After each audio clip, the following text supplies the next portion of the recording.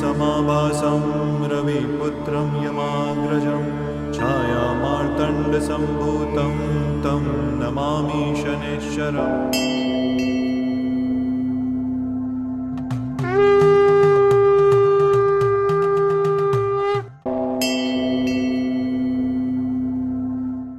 എല്ലാവർക്കും നമസ്കാരം.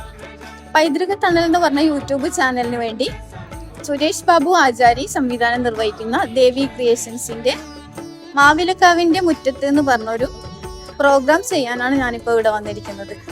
അപ്പം മാവിലക്കാവിനെ പറ്റി പറയുകയാണെങ്കിൽ ഒരുപാട് പറയാനുണ്ട്.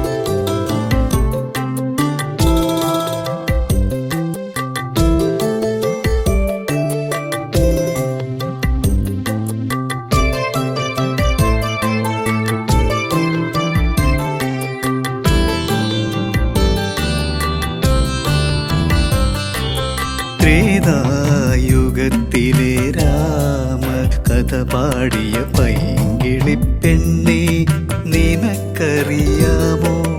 മാവിലക്കാവിലെ ദൈവത്താരീശ്വരന്റെ ചരിതങ്ങൾ പാടുവാൻ നിനക്കറിയാമോ? രാമ കഥ പാടിയ പൈങ്കിളിയേ.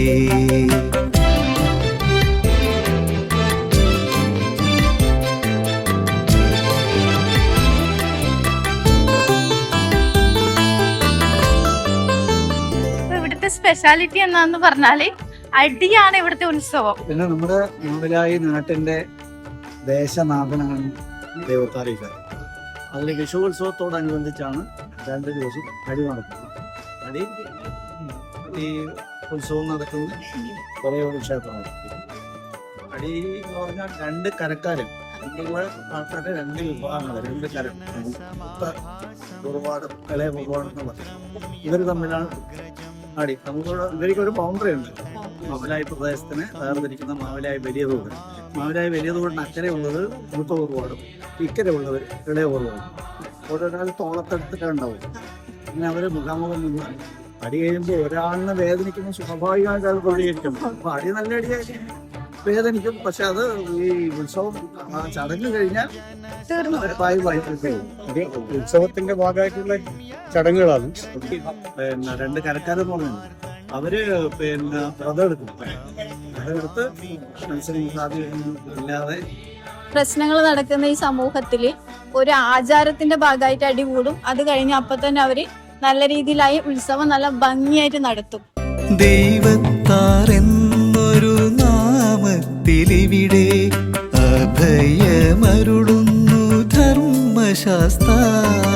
ദൈവത്താരെന്നൊരു നാമത്തിലിവിടെ അഭയമരുളുന്നു ധർമ്മശാസ്ത്ര.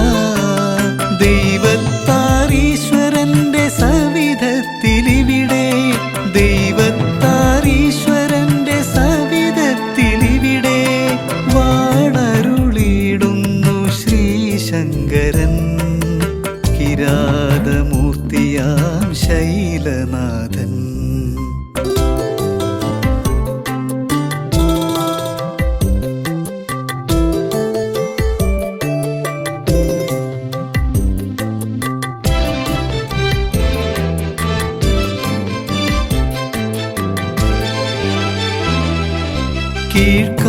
കീഴ്ക്കാവിലമ്മയായി വിളിപ്പുറത്തെത്തുന്നു ശൈവപുത്രിയാം വനദുർഗ.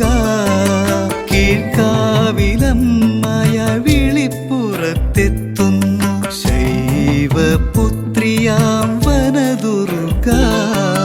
ദൈവത്താരീശ്വരന്റെ അരികത്തിരിപ്പു പുറത്തിപ്പാലയം മാവിലക്കാവിലെ കൃഷ്ണവർണ്ണ. ഈ മാവിലക്കാവ് ക്ഷേത്രത്തിൽ 1500 വർഷത്തിലധികം പഴക്കമുണ്ട് എന്നാണ് ഐതിഹ്യങ്ങൾ പറഞ്ഞ് നമ്മൾ കേട്ടിട്ടുള്ളത്. ക്ഷേത്രത്തിൻ്റെ ഉള്ളിൽ ദൈവത്താരീശ്വരനും വേട്ടക്കരുവനും കുടികൊള്ളുന്നുണ്ട്. ഉഗ്രമൂർത്തികളായ 2 പുറത്തിപ്പാല ഭഗവതിയും ദേവിമാരും കുടികൊള്ളുന്നുണ്ട്. കന്നിമൂലയും ഗണപതിയും കുടികൊള്ളുന്നു.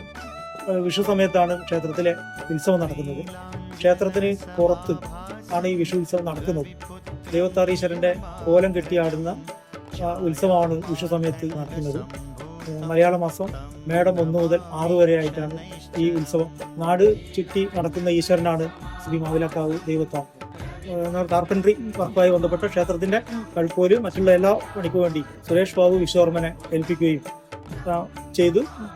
ആ സമയം മുതൽ നമ്മൾ പണി ആരംഭിക്കുകയാണ് ഉണ്ടായിരുന്നത്. അത് നാട്ടുകാരുടെ എല്ലാ സഹായത്തോടു കൂടി നമുക്ക് ഈ കാണുന്ന രീതിയിൽ നടത്തി തീർക്കാൻ വേണ്ടി പറ്റിയിരുന്നു.